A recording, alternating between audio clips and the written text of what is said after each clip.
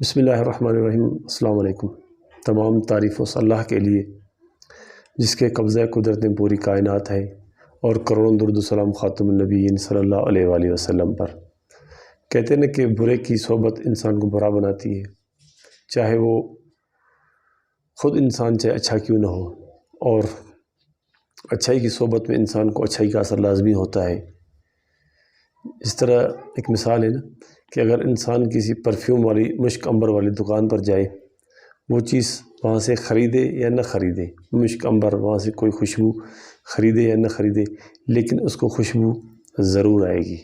اسی طرح ایک واقعہ ہے حضرت عمر بن عبدالعزیز رحمۃ اللہ علیہ کا، جس کو عمر ثانی بھی کہا جاتا ہے، کہ ان کی دور حکومت میں حضرت عمر رضی اللہ تعالیٰ عنہ کا دور لوگوں کو یاد آ گیا تھا، ان کی یاد تازہ ہو گئی تھی۔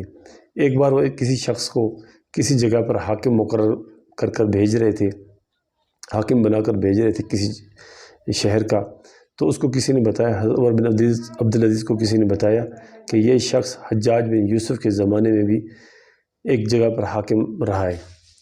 تو حضرت عمر بن عبدالعزیز نے اس کو کہا کہ میں تجھے اس عہدے سے ختم کرتا ہوں، تجھے نہیں بھیجتا ہوں۔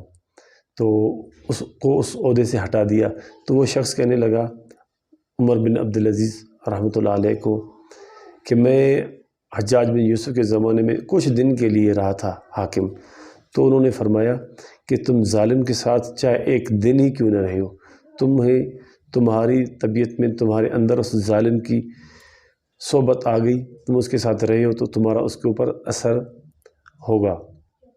تو اس وجہ سے انسان کو اچھی صحبت اچھے دوستوں کے ساتھ ہونی چاہیے، اچھے لوگوں کے ساتھ ہونی چاہیے، کیونکہ قیامت والے دن انسان صحبت کے اثر، مطلب کسی کا علماء کے ساتھ، کسی دیندار لوگوں کے ساتھ اگر کسی کا واسطہ ہے، ان کے ساتھ تعلق ہے، ان کے ساتھ محبت ہے، صحبت ہے، تو وہ ان کے تعلق کی وجہ سے بھی جنت میں جائے گا۔ امید کرتا ہوں کہ آج کی ویڈیو آپ لوگوں کو پسند آئی ہوئی۔ انشاءاللہ اگلی ویڈیو ملیں گے۔ اللہ حافظ۔